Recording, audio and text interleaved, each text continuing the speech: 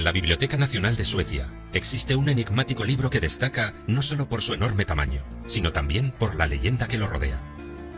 Se trata del Codex Gigas o Códice Gigas, que consta de 620 páginas, 310 hojas de pergamino. Cada una de ellas mide casi 1 metro de largo, está encuadernado en madera, pesa 75 kilos en total, y se cree que se emplearon 160 animales para fabricar la vitela que se usó para su elaboración. Desde luego su tamaño es descomunal, pero al abrirlo, lo que más impresiona y extraña a la vez es el dibujo de un diablo que se encuentra en su interior. La historia de este extraño ejemplar se remonta hasta la Edad Media. La leyenda cuenta que lo escribió un monje en una sola noche, con la ayuda de Satanás. El Codex Gigas, que significa libro grande o gigante, es un manuscrito hecho en pergamino, es decir, con pieles de animales.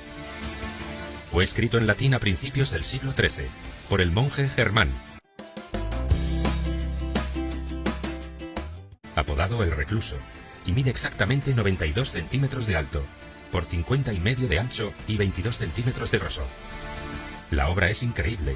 El contenido es muy variado, y no existía en la época ningún libro con una recopilación tan extensa y completa, ya que el Codex Gigas contiene el Antiguo y Nuevo Testamento, 2 obras de Flavio Josefo, etimologías del arzobispo Isidoro de Sevilla, un texto de enseñanza de la medicina en la Edad Media, conocido como Ars Medicinae, el arte de la medicina, encantamientos mágicos, el texto completo de la crónica checa del siglo XII, de Cosmas de Praga, calendarios, una gran colección de obras seculares, una enciclopedia de conocimiento medieval, e instrucciones prácticas para exorcismos y otros textos.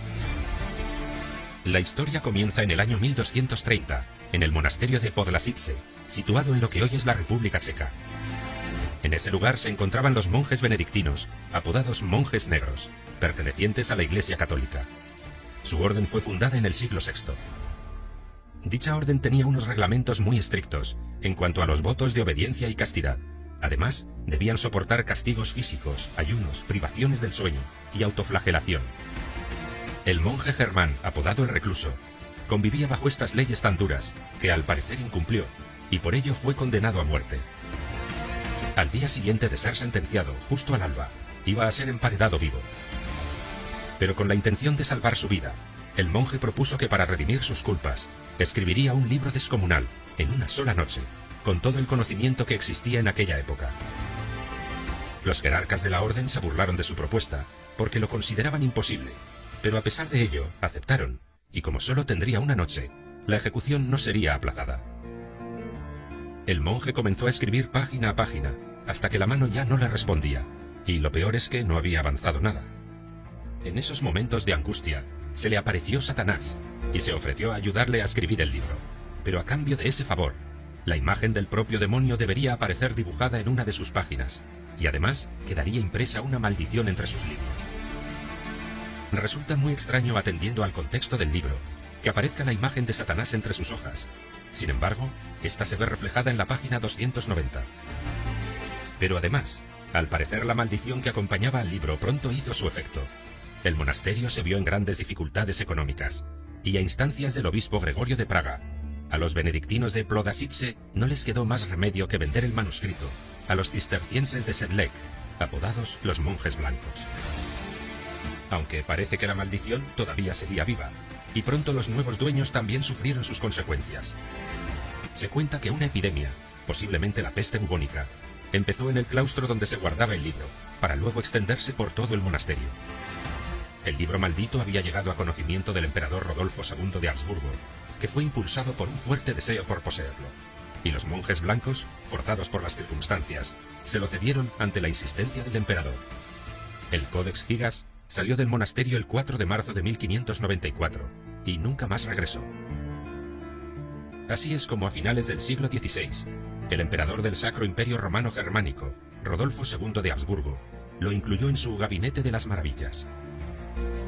Entre su colección se hallaba un supuesto cuerno de unicornio, animales mutantes disecados, el esqueleto de un gigante, cuadros con personas extrañas, incluso el famoso retrato de Vlad Chepes, conocido como Vlad el Empalador, y entre todas esas rarezas estaba el Codex Gigas. En la corte del extravagante Rodolfo, Había una gran cantidad de magos, alquimistas, astrólogos, espiritistas, nigromantes y profetas, aunque también hubo científicos tan importantes como Johannes Kepler. Llegó a conceder una audiencia secreta a Yehudalev ben Betzalel, gran rabino famoso en Praga, por ser el responsable de la creación del mítico golem, un ser creado a partir de materia inanimada. Promocionó los estudios ocultistas y se convirtió en una persona non grata entre los círculos papales. Surgieron rumores de que coqueteaba con la magia negra. Nadie dudaba que estaba endemoniado. Además, estudiaba las páginas del Codex Gigas en secreto, buscando algún mensaje oculto, por lo que no se podía permitir que nadie se enterara, ya que no quería que pensaran que tenía tratos con el diablo. Rodolfo consiguió burlar en varias ocasiones la vigilancia de la Santa Sede, pero sus problemas fueron en aumento. El Imperio turco no dejaba de avanzar y conquistar tierras, poniendo en peligro el Sacro Imperio. El eterno enfrentamiento entre católicos y protestantes, la situación caótica de Polonia y Transilvania, y por si esto fuera poco, sus hijos, que decían estaban endemoniados, fallecieron en la adolescencia. Hay quienes piensan que en las desgracias ocurridas a Rodolfo influyeron sus coqueteos con las ciencias ocultas y la tremenda obsesión por el libro del diablo y otros objetos de su siniestra colección. Cuando el emperador deja el trono, parte de la corte es trasladada de Praga a Viena, y con ella fueron llevados algunos objetos y piezas. Sin embargo, otros se quedaron en Praga, sufriendo el saqueo de las tropas invasoras. Este territorio se encontró en medio del conflicto de la Guerra de los 30 años, ocurrido entre 1618 y 1648, y la causa por la que se inició fue la lucha de poder entre católicos y luteranos. Los soldados suecos se llevaron un valioso botín, dentro del cual se encontraba el Codex Gigas, y lo llevaron en un gigantesco baúl durante un recorrido de 1500 kilómetros hasta Estocolmo.